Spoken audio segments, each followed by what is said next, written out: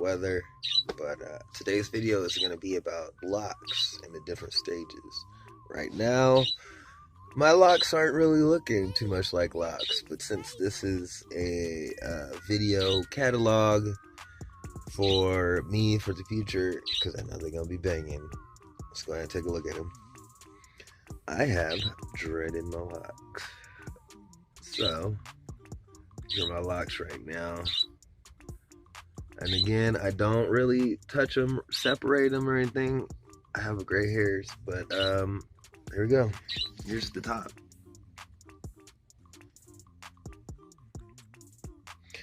Here's the side.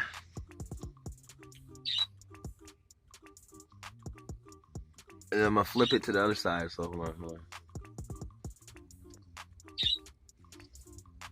And then hopefully you guys can get the back. But right now, as you can see, it's in the new growth stage. I got a lot of but especially in the back going on. There's like a lot going on in the back. It's hard to get all the angles, but beanie. It's crazy.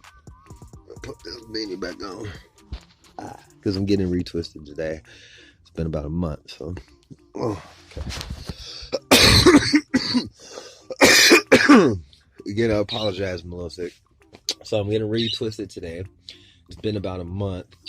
I've washed it within that month with the wave cap on, cold water, and then just regular, just going at it.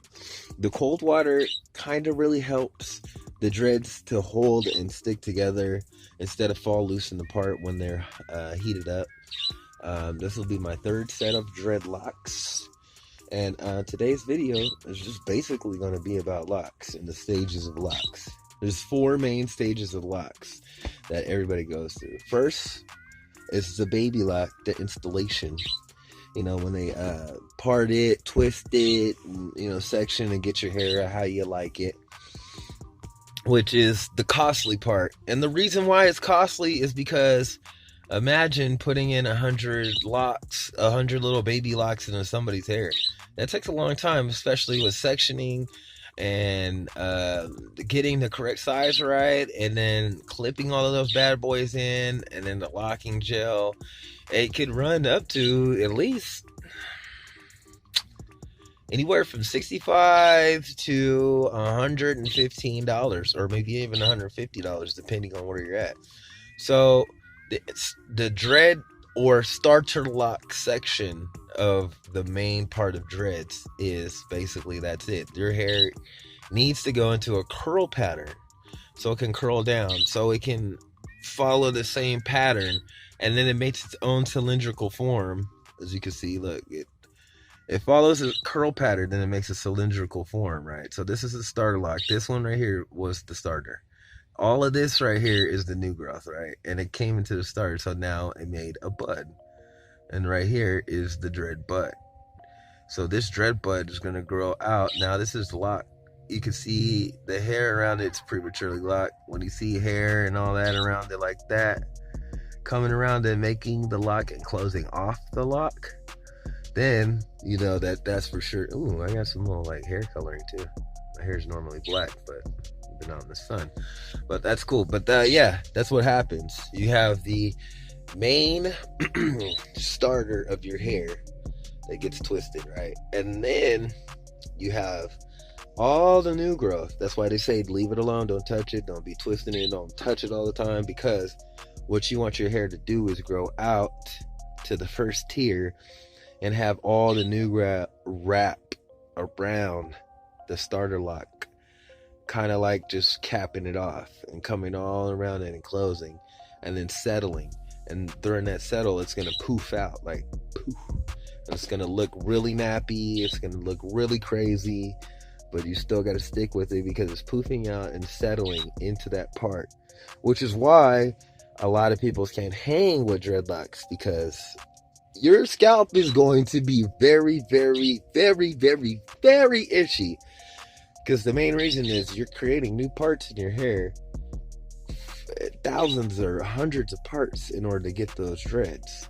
And those dreads are new parts or from the nappy hair that you have that wrapped around all them new starter lock parts, and now it's creating new parts in your head, and your head is not going to be used to it. That's where the flaking comes in, that's where the itchiness comes in, and then that's where the dreaducation comes in, and the patience, because mainly some people don't have the patience to get through the itchy phase because their hair is settling.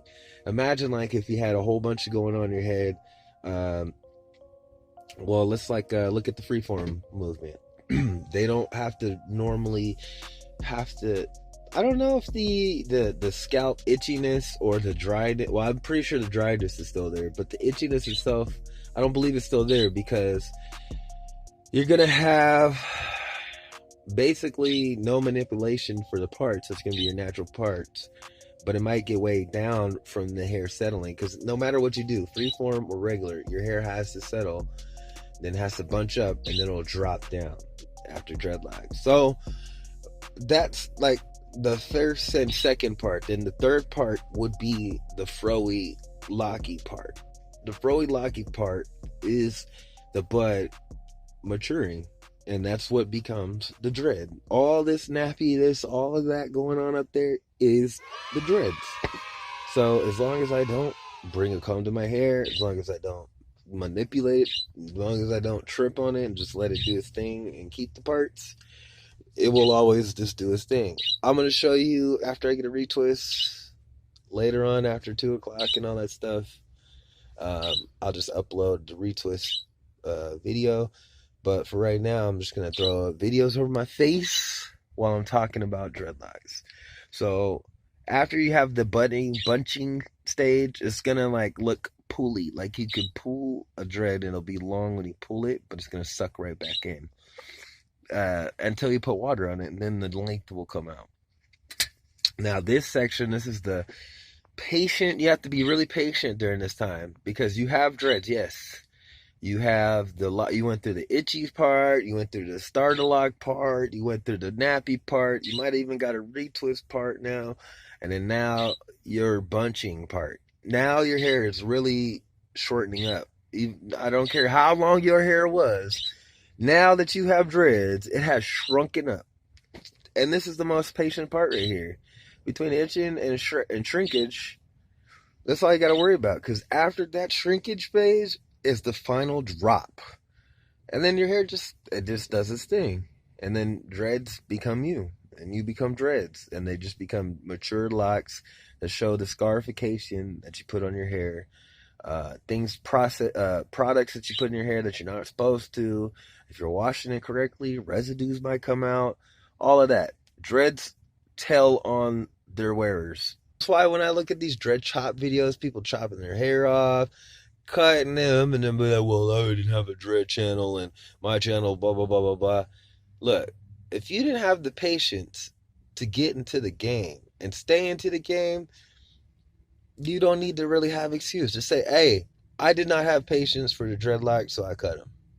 Don't be fooling your viewers with some, I grew dreads, they were banging, I did it for the viewers, and then now you chopped your hair, and now all of a sudden you had an epiphany from whomever that life isn't about looks and all that stuff and blah, blah, face ass. No. And it really shows a commitment when you see the real lockers here on YouTube. And hopefully you'll stay around for my journey, because I want to be one of those real lockers. So thank you for hearing my rambling, for hearing my blah, blah, blah, blah, blah-isms. But I hope you enjoyed the pictures. I hope you enjoyed the info. Be ready for my next video, which will be coming next week. Fresh is out. Peace.